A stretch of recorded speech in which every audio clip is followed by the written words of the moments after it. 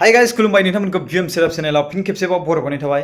दिनै फुंबिलिनि भिडिअ होनो हायैनि थाखाय नोंथांमोननियाव गोसो गोरबोनिफ्राय निमाहा बिनाय थाबाय। आं मैयाहाय मोनसे भिडिअ आपल'ड खालामदोंमोन।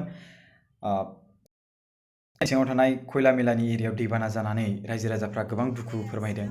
चिरांल' नङा माने बिजनि साइडआवबो जादों आरोना रायजो राजाफोर माने बिटिएडि बड'लेण्डआवनो जादों। गासै जायगायावनो माखासे जायगायाव माने बोसोरफ्रोमबो जायो। दा मैयाहाय आंनियाव भिडिअ खालामहरनानै दैथायहरबाय। जोंखौ एसे मदद खालाम बेखौ फोसावनायाव आं बुंहरबाय अके दैथायहरबानो जाबाय। आंथ' बेफोरबायदियाव फोसावखायोना रायजो राजाफोरनि माबा मोनसे प्रब्लेम जायोब्ला। आरो बिनि गेजेराव आं बुंबाय जे बे भिडिअआवहाय जायफोरा मदद खालामनो हायो बिथांमोना कल खालामनानै मदद खालामनो हागोन आरो एबा नाम्बारखौ होनो होबाय आङो। दा बेवहायनो मोनसे बाथ्रा आरोना, सन्तोष बसुमतारी सारा जोंनाव कल खालामहरबाय आरो कल खालामना आंथ' मिथिया बेखौ बिथाङा जे बेबायदि एसेबां गेदेर एमाउन्ट रां डनेसन खालामगोन आरोना। कल खालामना रायज्लायबाय, प्रकाश नों जि खामानि मावदों मोजाङैनो मावदों होनबाय। गोसो गोरबोजों आङो दाबो आं बे भिडिअ अन स्क्रिनाव बुंगोन सन्तोष सारसिम थेंक इउ सो माच सार, नोंथाङा आंखौ जे बेफोरबायदि थुलुंगा जे बाख्नायनानै होदों। आरो लोगोसे बिनि उनावहाय बुंबावबाय नोंथाङा माखासे आरो हारिनि खामानि मावनो थाखाय आरोबाव नोंथाङा बेहतर आरो मोनसे लामा मोनबावगोन जुदि नोंथाङा माखासे गिदिर गिदिर आरो बिजाबफोरखौ फरायबावोबा होनना बुंबाय। जागोन आं माखासे रेफारेन्स होगोन होनना बुंबाय आरो थेंक इउ सो माच सार नोंथाङा बेफोरबायदि बुंनायनि थाखाय आरो आं नोंथांनि रेफारेन्सखौ नेनानै थागोन। दा बिथाङा उनाव बुंबाय कि 5,000 रां डनेसन होनो नागिरदों प्रकाश आं होनबाय। ओमफ्राय बे दैबानानि सायाव आरोना। स' आं आसुरित बापरे बाप खेबसेनो रावबो गैया दै स्टार्टिं रावबो गैयामोन। आं खिन्थु आंनि गोसोआव सानना दंमोन आरोना सोरबा जुदि बेफोरबायदि खालामोमोनब्ला आङो आंनिफ्राय 200सो माने आङो डनेसन होफानानै बेखौ माबागोन होननानै। मानो होनबा आंनावबो गैया दायो एसेबां बुरजा फैसा, मानो होनबा आंबो एसेबां बिदि खामानि माबानो हाया, जोंहानो बिराद प्रब्लेम आरोना। बाट बिथाङा जे होबाय 5,000 रां, गोबां गोजोननाय थाबाय। मानो होनबा बिथाङा सार्भिसमेन दै, बिथाङा सासे इन्जिनियारिं अइल इन्डिया प्राइभेट लिमिटेडआव मावो बिथाङा, मिथिबायना। गोसो गोरबोजों बेफोरबायदि गिदिर गिदिर सुबुंफ्रा जुदि जयै जानानै मदद खालामलायोब्ला गोबां आरोना गोबां एकदमबारे आं बिराद मोजां मोनदों सन्तोष सारा जे जोंनियाव कल खालामनानै बेबायदि मदद हरदों। आरो लोगोसे आं बुङाखैमोन जे माने मदद खालामनि दे होननानै। आं माने मा खालामनांगौ नङा होमबा, जयैनो जुदि मदद खालामलायनो हायोब्ला नङा होमबा। दा सारा जोंखौ मिथिखायोमोन बिथाङा जे जों मदद खालामो होननानै, जों डनेसन खालामो होननानै। बेखौ मिथिनानै बिथाङा डाइरेक्टलि आंनाव कल खालामनानै नाम्बारखौ लानानै कल खालामनानै बिथाङा एकाउन्टआवहाय फैसाखौ डिप'जिट खालामहरबाय आरोना 5,000। दा गासै 5,200 दंसै आं 200 रां होनायजों।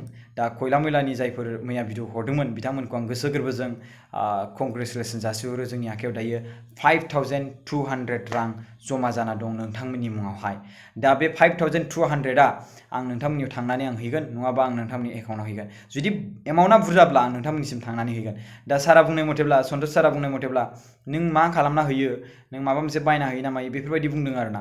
स' आं सानगोन बिनि सायावहाय।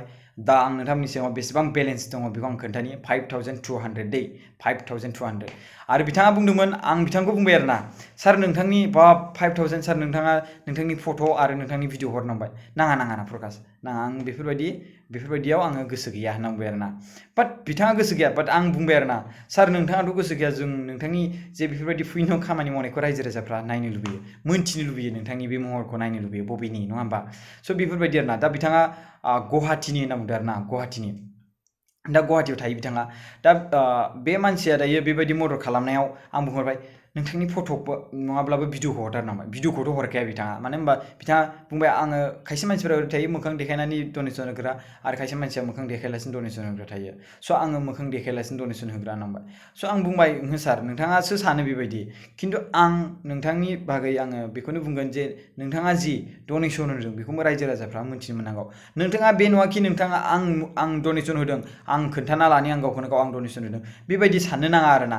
बेफोरबायदि साननो नाङा। आं बुंदों, आंसो नोंथांनि फर्स बिदों, आं दाबो अन स्क्रिन बुंगोन आं आदिनियाव आं बे फट'खौ आं बिथारदों। मानो होनबा 5,000 एमाउन्टआ गोरलै बाथ्रा नङा, जायनि जाहोनाव आं बे फट'खौ बिथारबाय आदिनाव आङो रिकुवेस्ट खालामनानै। ओमफ्राय आदिया उनावहाय बुंहरबाय अके जागोन दे होननांबाय। ओमफ्राय फट'खौ हरबाय आरोना, भिडिअखौथ' हरासै नालाय आदिया। माने आं सारखौबो बुंबाय, माने सार आरो आदै आं आदैबो होनदों आरोना।